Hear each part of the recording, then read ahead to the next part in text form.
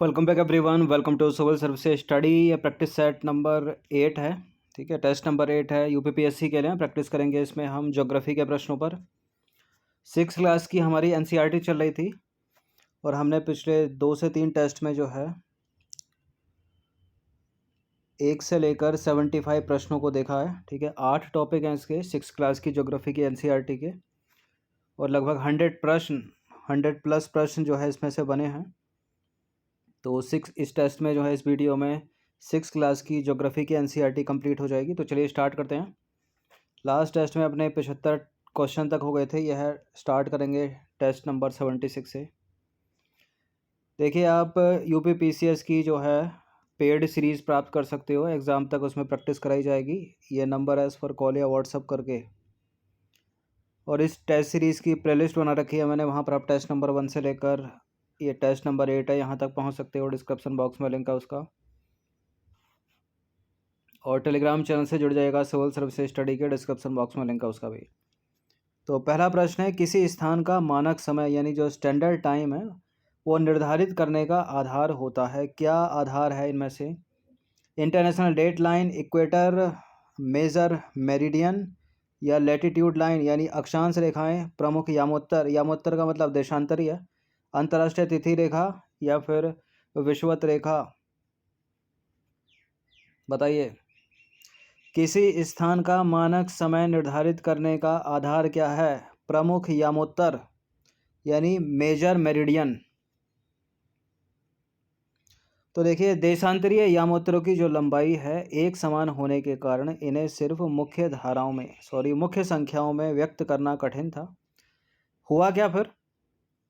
तब सभी देशों ने यह निश्चित किया कि ग्रीनविच, जो लंदन में स्थित है, ग्रीनविच जहां ब्रिटिश राज की वेधशाला स्थित है, से गुजरने वाली यामोत्तर से पूर्व और पश्चिम की ओर गिनती शुरू की जाएगी। ठीक है, इस यामोत्तर को जो है प्रमुख यामोत्तर यानी मेजर मेरिडियन कहते हैं, तथा इसका मान 0 डिग्री देशांतर है। अर्थात यह स्थान मानक समय निर्धारित करने का आधार बना।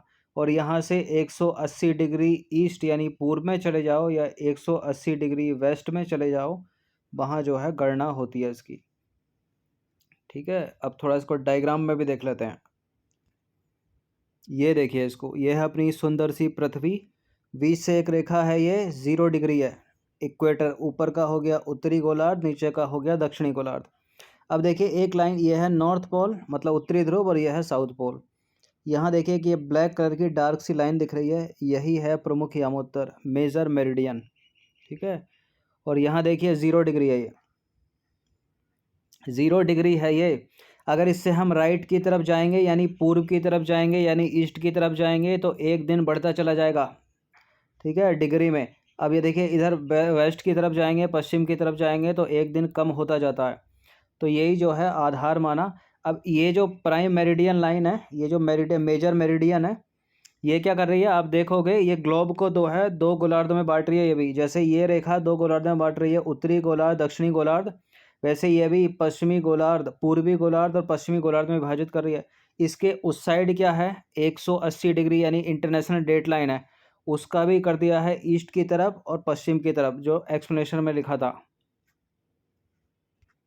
ठीक है, यहाँ से जो गणना होती है 0 डिग्री से, 0 डिग्री देशांतर से इस तरफ करेंगे तो 180 डिग्री पूरब की तरफ, और इधर पूरा चले जाएंगे 180 डिग्री पश्चिम की तरफ। चूँकि पृथ्वी हमारी गोल है, ठीक है, अंडे के आकार की है, तो ये जो है 0 डिग्री से लेकर मेरिडियन 0 डिग्री से लेकर पूरब की तरफ 180 डिग्री और लेफ्ट की तरफ पश्चिम की तरफ जाएंगे 180 डिग्री एक ही पॉइंट पर मिलेंगे।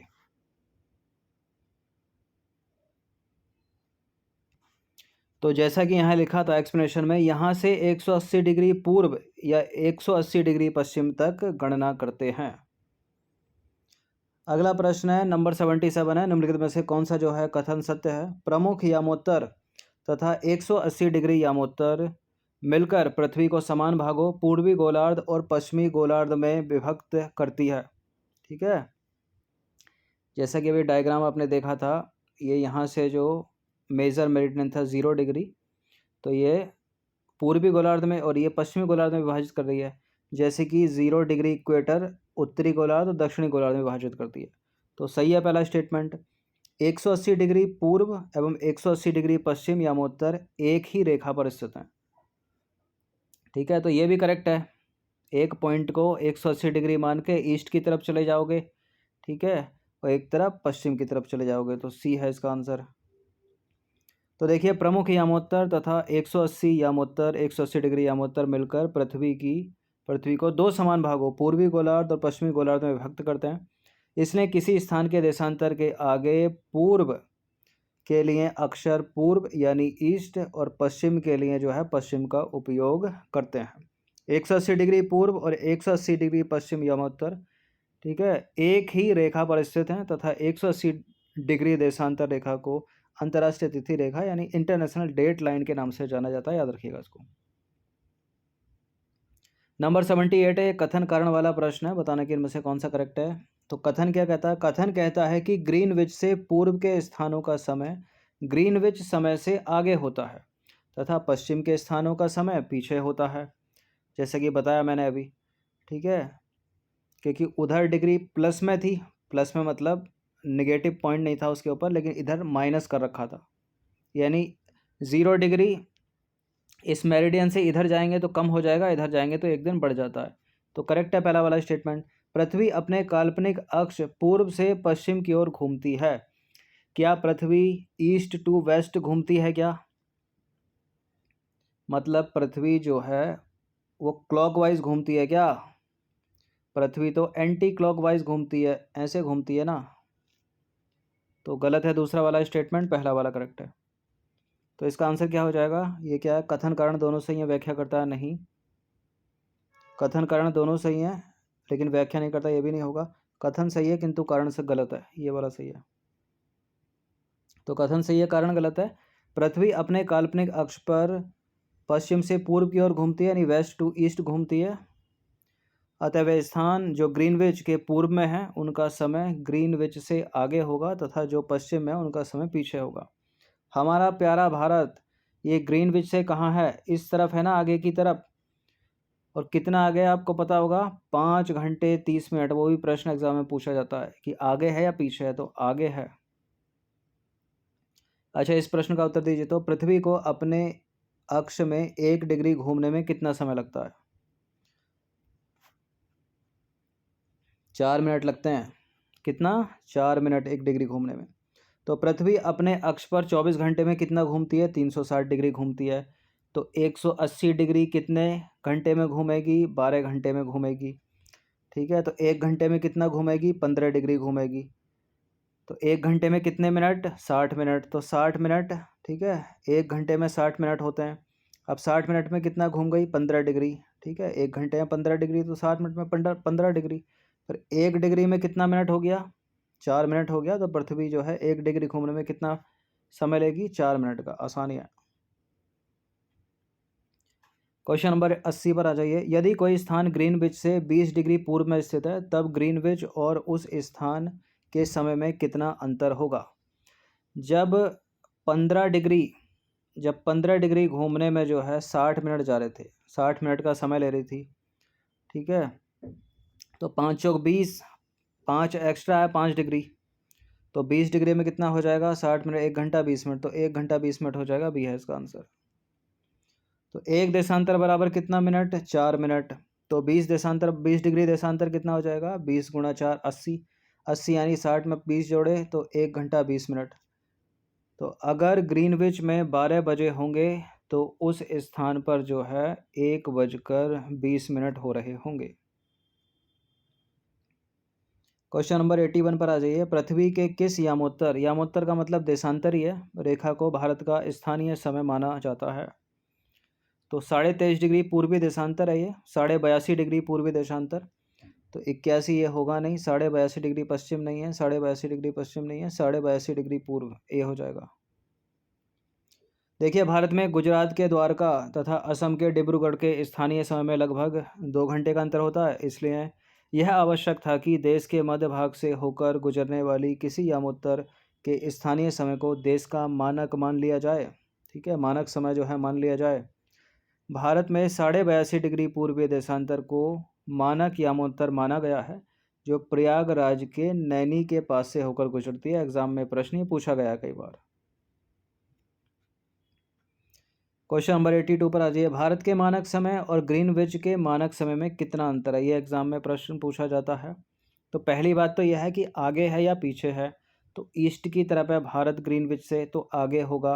अब पीछे वाले को एलिमिनेट कर दीजिए, तो कितना आगे है, 5.5 घंटा, 5 घंटा 30 मिनट। देखिए भारत का मानक समय यामोत्तर ग्रीनविच के 82.5 डिग्री पूर्वी देशांतर में स्थित है।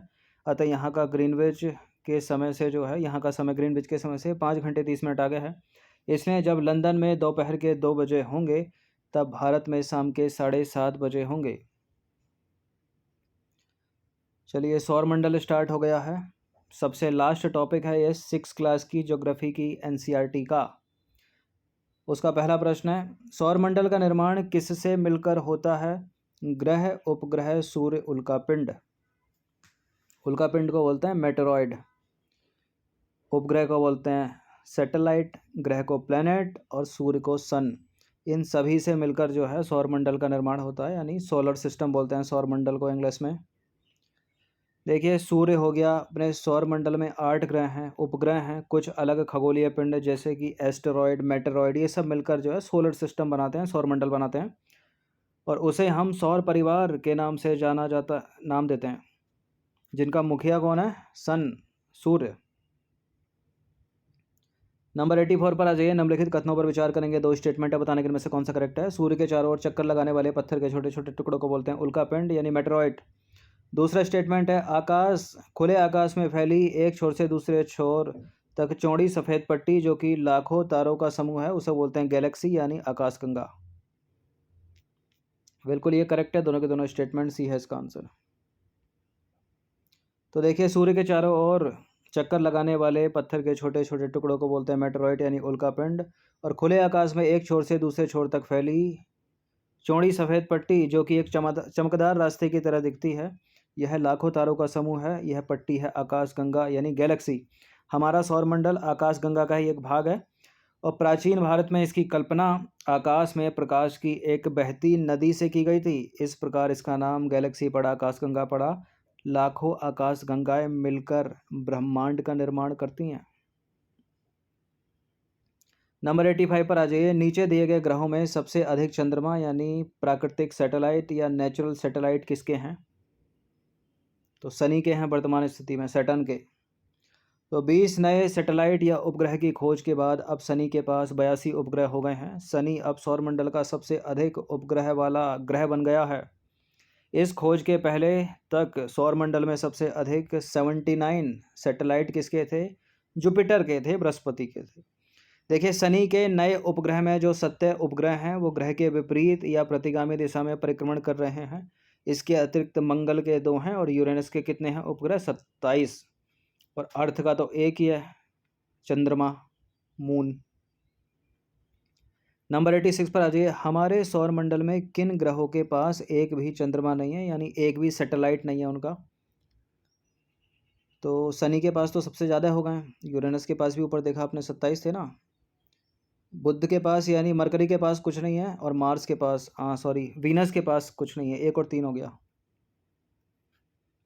1 और 3 डी हो जाएगा इसका आंसर। तो हमारे सौरमंडल में मरकरी और वीनस के पास जो है कोई भी नेचुरल सैटेलाइट नहीं है, प्राकृतिक उपग्रह नहीं है, शुक्र और बुध के पास। नंबर 87 पर आ जाइए। इंपॉर्टेंट प्रश्न है ये। वे कौन से 2 ग्रह हैं जिनका सौरमंडल के अन्य ग्रहों की तुलना में परिक्रमण विपरीत दिशा में है? देखिए वैसे तो जो सारे ग्रह अधिकतर वो क्लॉकवाइज घूमते हैं, वो एंटी क्लॉकवाइज घूमते हैं यानी घड़ी की विपरीत दिशा में। जैसे अर्थ हमारी एंटी क्लॉकवाइज घूमती है यानी वेस्ट टू ईस्ट घूमती है, लेकिन ये क्या है, ये ईस्ट टू वेस्ट घूमते हैं। और ये कौन कौन से हैं? ये हैं शुक्र और यूरेनस। ठीक है, सी है इसका आंसर। तो शुक्र और यूरेनस की परिक्रमण की दिशा अन्य ग्रहों से विपरीत है। शुक्र और यूरेनस घड़ी की सुई की दिशा में यानी क्लॉकवाइज घूमते हैं। घड़ी ऐसे घूमती है ना, टिक टिक टिक, और अर्थ ऐसे घूमती है टिक टिक, यानी ये एंटी क्लॉकवाइज है, क्लॉकवाइज है। जबकि अन्य जो है घड़ी की सुई की विपरीत दिशा में यानी एंटी क्लॉकवाइज घूमते हैं। नंबर 88 पर आ जाइए। पृथ्वी के सबसे निकटतम ग्रह कौन सा है? शुक्र है। ठीक है, तो पृथ्वी के सबसे निकटतम ग्रह कौन सा? शुक्र है। और पृथ्वी से शुक्र की दूरी कितनी है? 41.4 मिलियन किलोमीटर। और पृथ्वी से मंगल ग्रह की दूरी कितनी है? 78.3 मिलियन किलोमीटर। तो हम यहाँ क्यों जाते हैं जबकि यह दूर है? यहाँ क्यों नहीं जाते? यहाँ जीने की संभावना नहीं है। नंबर 89 पर आ जाइए। किस ग्रह की आकृति एवं आकार लगभग पृथ्वी के ही समान है? इसलिए इसको पृथ्वी ग्रह की जुड़वा बहन भी बोलते हैं, वीनस, शुक्र को। तो शुक्र को पृथ्वी का जुड़वा ग्रह या जुड़वा बहन के नाम से जाना जाता है। सांध्य का तारा, भोर का तारा, यही है, शुक्र को ही बोलते हैं। इसका आकार आकृति लगभग पृथ्वी के ही समान है, लेकिन जीवन की संभावना नहीं है। दिन में इतना गर्म हो जाता है, रात में इतना ठंडा। 90। सौरमंडल के ग्रह जो सूर्य का चक्कर लगाते हैं उनके रास्ते किस आकार में फैले हैं? दीर्घवृत्ताकार। तो सौरमंडल के सभी 8 ग्रह एक निश्चित पथ पर सूर्य की परिक्रमा करते हैं, चक्कर लगाते हैं। ये रास्ते दीर्घवृत्ताकार में फैले हुए हैं और ये कक्षा कहलाते हैं। नंबर 91 पर आ जाइए। नीचे दिए गए कथनों में से कौन सा स्टेटमेंट सही है? ग्रह अपने उपग्रह की परिक्रमा करते हैं तथा साथ ही सूर्य की भी परिक्रमा करते हैं। पृथ्वी का उपग्रह चंद्रमा का व्यास पृथ्वी के व्यास से आधा है। आधा नहीं है, पास है थोड़ा, इसमें बड़ा सा लगता है वो। 1/4 है पृथ्वी का। गलत है दूसरा स्टेटमेंट, पहला वाला सही है। तो केवल एक सही है, दूसरा वाला गलत है। देखिए, ग्रह को अंग्रेजी में बोलते हैं सैटेलाइट, जिसका अर्थ क्या होता है? साथी या सहचर। अपने नाम को सार्थक करते हुए उपग्रह अपने ग्रहों की परिक्रमा करते हुए सूर्य के इर्द गिर्द भी चक्कर लगाते हैं। पहला स्टेटमेंट करेक्ट है। हमारी पृथ्वी के पास केवल एक ही उपग्रह है, एक ही सैटेलाइट है, जो है चंद्रमा यानी मून। इसका व्यास पृथ्वी के व्यास का केवल 1/4 है। ठीक है, और यह इतना बड़ा इसलिए प्रतीत होता है क्योंकि ये हमारे ग्रह से अन्य खगोलीय पिंड की अपेक्षा नज़दीक है। इसलिए गलत है दूसरा स्टेटमेंट। कथन कारण वाला ये सवाल है। कथन क्या है? पृथ्वी से हमें चंद्रमा का केवल एक ही भाग दिखाई देता है। कारण क्या है इसका? चंद्रमा के द्वारा पृथ्वी का एक चक्कर पूरा करने में लगने वाला समय अपने अक्ष पर एक चक्कर पूरा करने में लगने वाले समय से अधिक है। कथन सही है, ये तो गलत है कारण। तो इसका आंसर हो जाएगा सी। तो कथन सही है किंतु कारण गलत है, क्योंकि चंद्रमा पृथ्वी का एक चक्कर लगभग 27 दिनों में पूरा करता है। लगभग इतने ही समय में यह अपने अक्ष पर एक चक्कर भी पूरा करता है। अतः चंद्रमा के द्वारा पृथ्वी का एक चक्कर पूरा करने में लगने वाला समय अपने अक्ष पर एक चक्कर पूरा करने में लगने वाले समय के बराबर ही होता है, अधिक नहीं होता। ठीक है, इसके परिणाम स्वरूप पृथ्वी से हमें चंद्रमा का केवल एक ही भाग दिखाई देता है। वहाँ क्या लिखा था कि अधिक होता है, अधिक नहीं होता, बराबर होता है। गलत है स्टेटमेंट। क्वेश्चन नंबर 93 पर आ जाइए। सौरमंडल के ग्रह जो सूर्य का चक्कर लगाते हैं उनके रास्ते किस आकार में फैले हैं? तो दीर्घवृत्ताकार हैं। हो तो गया, ठीक है, दीर्घवृत्ताकार हैं। नंबर 94 पर आ जाइए। नीचे कथनों में से कौन सा जो है सही है? पहला स्टेटमेंट है सूर्य का खिंचाव बल सौरमंडल को बांधे रखता है। सूर्य जो है सौरमंडल के लिए प्रकाश एवं ऊष्मा का एकमात्र स्रोत है। क्या? बिल्कुल एकमात्र ही स्रोत है।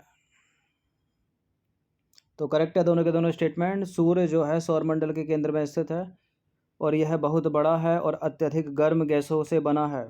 इसका जो खिंचाव बल है वो सौरमंडल को बांधे रखता है और सूर्य सौरमंडल के लिए प्रकाश एवं ऊष्मा का एकमात्र स्रोत ही है। देखिए, हम सूर्य के अत्यधिक तेज ऊष्मा को महसूस नहीं करते क्योंकि यह पृथ्वी से जो है सबसे नज़दीक तारा होने के बावजूद हमसे लगभग 15 करोड़ किलोमीटर दूर स्थित है तथा सूर्य के प्रकाश को पृथ्वी तक आने में लगभग कितना समय लगता है? 8 मिनट का।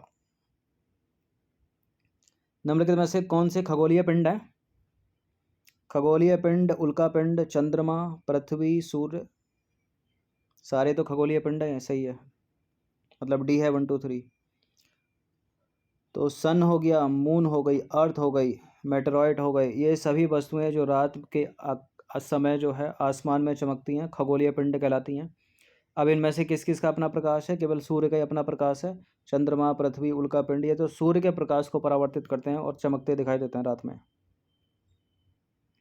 नंबर 96 पर आ जाइए। निम्नलिखित में से कौन सा जो है सत्य है? अंतरिक्ष से देखने पर पृथ्वी हरे रंग की दिखाई देती है, और पृथ्वी का हरा रंग हमें यहाँ के वनों के कारण दिखाई देता है। पहली बात तो अंतरिक्ष से देखने पर पृथ्वी हरे नहीं बल्कि नीले रंग की दिखाई देती है, गलत है। और नीले रंग वनों के कारण नहीं, समुंदर है भाई 70% से ऊपर, उसके चक्कर में दोनों ब्लंडर हैं। तो अंतरिक्ष से देखने पर पृथ्वी हरे नहीं बल्कि नीले रंग की दिखाई देती है, क्योंकि पृथ्वी की 2/3 सतह पानी से ढकी हुई है, इसलिए नीला ग्रह कहा जाता है इसको, हरा नहीं। नंबर 97 है, सौरमंडल के किन दो ग्रहों के बीच, बड़ा इंपॉर्टेंट प्रश्न है, क्षुद्र ग्रह पट्टी है यानी एस्टेरॉयड बेल्ट है। ये डी ग्रुप से लेकर ए ग्रुप तक के एग्जाम में पूछ रखा है प्रश्न, और पूछते रहते हैं और पूछा जाएगा। मंगल और बृहस्पति, डी। तो देखिए, तारे हो गए, ग्रह हो गए, उपग्रह हो गए, इनके अतिरिक्त असंख्य छोटे पिंड सूर्य के चारों ओर चक्कर लगाते हैं। इन पिंडों को बोलते हैं हम एस्टेरॉयड यानी क्षुद्र ग्रह। ये मंगल और बृहस्पति की कक्षाओं के बीच में पाए जाते हैं, और वैज्ञानिकों के अनुसार क्षुद्र ग्रह यानी एस्टेरॉयड ग्रह के ही भाग होते हैं जो बहुत वर्ष पहले विस्फोट के बाद ग्रहों से टूटकर अलग हो गए थे। नंबर 98 पर आ जाइए। हमारे सौरमंडल में सूर्य से सबसे नज़दीक कौन सा ग्रह स्थित है? सूर्य से, अच्छा सबसे दूर लिखा है भाई, यूरेनस ही है। हाँ, यूरेनस नेपच्यून, नेपच्यून है। सबसे पास में है मरकरी, बुध। तो सूर्य से दूरी के अनुसार यदि देखें तो सबसे पास है बुध, शुक्र, पृथ्वी, मंगल, बृहस्पति, शनि, यूरेनस और Neptune. Mercury, Venus, Earth, Mars, Jupiter, Saturn, Uranus, Neptune. Arun Varun बोलते हैं इनको। और कभी प्लूटो भी था, लेकिन 2006 में उसको ग्रह की श्रेणी से हटा दिया गया। ठीक है, उसको ड्वार्फ प्लेनेट बना दिया गया, मतलब डॉर्फ प्लेनेट, बोना ग्रह है ये, वो ग्रह नहीं है अब। नंबर 99 पर आ जाइए। नीचे कुछ कथन दिए हैं, कथन करने वाला स्टेटमेंट है, बताने की। कथन क्या कहता है? बुध का सूर्य के चारों ओर परिक्रमण काल जो है सौरमंडल के सभी ग्रहों में सबसे कम है। तो कारण क्या है इसका? बुध सूर्य के सबसे नज़दीक है, ये कारण है क्या? बिल्कुल, बुध जो है शुक्र के सूर्य के सबसे नज़दीक है। सबसे नज़दीक होगा तो परिक्रमण काल सबसे कम ही होगा। ठीक है, 88 दिन में एक सूर्य की चक्कर कर लेता है, परिक्रमा पूरी सूर्य की। तो कथन कारण दोनों सही हैं, व्याख्या भी करता है, स्पष्टीकरण करता है, तो ए हो जाएगा इसका आंसर। तो देखिए, जितने समय में कोई ग्रह सूर्य के चक्कर लगाता है उसे ग्रह का जो है परिक्रमण काल कहते हैं। परिक्रमण काल का वर्ग सूर्य से दूरी के घन के समानुपाती होता है, इसलिए सूर्य से अधिक दूरी वाले ग्रहों का परिक्रमण काल अधिक और कम दूरी वाले ग्रहों का परिक्रमण काल कम होता है। बुध ग्रह का परिक्रमण काल सबसे कम यानी कितने दिन का? 88 दिन है, क्योंकि बुध जो है सौरमंडल में सूर्य के सबसे नज़दीक ग्रह है, नियरेस्ट प्लैनेट है सन से। नंबर 100 पर आ जाइए। नीचे दिए गए ग्रहों में से कौन से बाह्य प्लैनेट हैं? आउटर प्लैनेट कौन कौन से, ये पूछ लिया जाता है। बृहस्पति, शनि, यूरेनस, नेपच्यून, सारे आउटर प्लैनेट हैं। ठीक है, यानी जुपिटर, सैटर्न, यूरेनस, नेपच्यून, ये सब आउटर प्लैनेट है। और बाह्य ग्रह हैं, ये सूर्य से बहुत दूर हैं और बहुत बड़े आकार के होते हैं, और ये गैस और तरल पदार्थों से बने हैं। इसके विपरीत एक प्रश्न ये बन सकता है, इनर प्लैनेट कौन कौन से हैं? तो बृहस्पति, जुपिटर को तो एलिमिनेट कर दीजिए, ये तो आउटर प्लैनेट है ना। शुक्र इनर है, बुध, मंगल, 1 2 3 हो जाएगा, 4 को काटिए। तो वे ग्रह जो सूर्य के नज़दीक हैं और चट्टानों से बने हैं, ठीक है, चट्टानी वाले प्लैनेट हैं, वो गैसीय प्लैनेट है। इन पर सरफेस तो है, कम से कम उतर सकते हो कम आप, उन पर तो सरफेस ही नहीं है। कहाँ लैंड कराओगे अपना?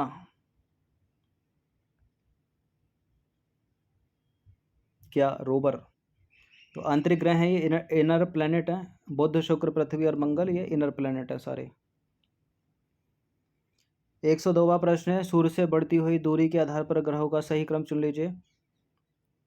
तो यह है सन, यह है बुध, शुक्र, पृथ्वी, मंगल। Mercury, Venus, Earth, Mars. बुध, शुक्र, पृथ्वी, मंगल, मंगल पृथ्वी कर दिया, बुध शुक्र, बुध शुक्र, ये गलत गलत गलत, बुध शुक्र पृथ्वी मंगल, डी। तो सूर्य के दूरी के हिसाब से हमने ऊपर भी देखा था, बुध शुक्र पृथ्वी मंगल, बृहस्पति, शनि, अरुण वरुण यानी यूरेनस और नेपच्यून। क्वेश्चन नंबर 103 है, निम्नलिखित कथनों पर विचार करेंगे, दो स्टेटमेंट के साथ बताइए कौन सा करेक्ट है। पृथ्वी एक ग्रह है तथा यह अपना संपूर्ण प्रकाश एवं ऊष्मा सूर्य से प्राप्त करती है। पृथ्वी सूर्य से दूरी के हिसाब से चौथा ग्रह है और आकार में तीसरा सबसे बड़ा है। सूर्य से दूरी के हिसाब से भी चौथा था क्या? ऊपर देखना जरा डायग्राम को, मतलब इसको बुध शुक्र पृथ्वी तीसरा है ना, तो गलत है स्टेटमेंट, गलत है। दूसरा वाला स्टेटमेंट पहला सही है, केवल सही बता रहा है तो पहला सही है। तो पृथ्वी जिस पर हम रहते हैं एक ग्रह है और यहाँ संपूर्ण प्रकाश, यह अपना संपूर्ण प्रकाश और ऊष्मा जो है सूर्य से प्राप्त करती है। और यह पृथ्वी जो कि पृथ्वी के सबसे नज़दीक का तारा है, कौन? सूर्य। और पृथ्वी को बहुत अधिक दूरी से देखने पर यह चंद्रमा की तरह जो है चमकती हुई प्रतीत दिखाई देती है। अब देखिए, सूर्य से दूरी के हिसाब से देखें तो पृथ्वी तीसरा ग्रह है और आकार में पांचवा सबसे बड़ा ग्रह है। दूसरा स्टेटमेंट गलत है, अतः कथन 2 सही नहीं है। क्वेश्चन नंबर 104 है, अंतरिक्ष से संबंधित अर्सा मेजर या बिग बियर का संबंध किससे है? सौरमंडल, नक्षत्र मंडल, क्षुद्र ग्रह समूह, कॉन्स्टलेशन है, ठीक है, नक्षत्र मंडल से। तो अर्सा मेजर या फिर बिग बियर एक प्रकार के नक्षत्र मंडल यानी कॉन्स्टलेशन है और बहुत आसानी से पहचान में आने वाला सप्तऋषि यानी 7 तारों का समूह नक्षत्र मंडल आरसी मेजर का भाग है, अर्सा मेजर का भाग है ये, अर्सा मेजर, अर्सा। क्वेश्चन नंबर 105 है, 106 प्रश्न है इसमें। तारों के विभिन्न समूह के द्वारा बनाई गई विविध आकृतियां क्या कहलाती हैं? नक्षत्र मंडली कहलाती हैं, कॉन्स्टलेशन। तो रात्रि में आसमान की ओर देखते समय जो है तारों के विभिन्न समूह के द्वारा बनाई गई आकृतियां दिखाई देती हैं, इनको बोलते हैं कॉन्स्टलेशन। अंतिम प्रश्न है ये, किन खगोलीय पिंडों को तारा कहते हैं? जो आकाश में बहुत बड़े हों, जिनके पास अपनी ऊष्मा प्रकाश होता है, नहीं होता है, जो अपने अक्ष में घूमते हुए दूसरे पिंड की परिक्रमा करते हैं, किसका? किनको बोलेंगे तारा? जिनके पास अपना खुद का प्रकाश है और ऊष्मा है, ठीक है, यानी बी वाला ऑप्शन सही हो जाएगा, जैसे सूर्य।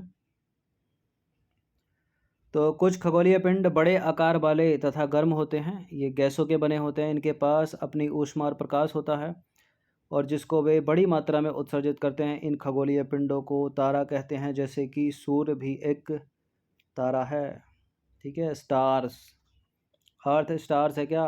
नहीं, अर्थ तो प्लैनेट है, जैसे कि मार्स प्लैनेट है, वीनस प्लैनेट है, Saturn, Jupiter, Uranus, Neptune, Venus, mercury, sorry.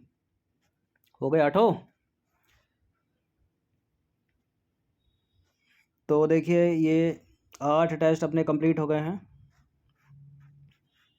ठीक है। अब पूरा जो है ज्योग्राफी की 6 क्लास की एनसीईआरटी के 8 टॉपिक हमने कवर कर दिए। प्रश्न इससे बने 106 और 106 इन प्रश्नों का जो पीडीएफ है वो डाल दिया है हमने पेड ग्रुप में, और उन्हीं प्रश्नों को जो है यूट्यूब के डेली उसमें भी कवर करा दिया है। तो आप प्रैक्टिस टेस्ट ज्वाइन कर सकते हो कॉल करके, डिस्क्रिप्शन बॉक्स में नंबर है। और जो डेली की जो पीडीएफ हैं यूट्यूब टेस्ट की, उनको भी हम ग्रुप में ही देंगे, तो जिनको चाहिए तो वो कॉल कर सकते हैं। धन्यवाद।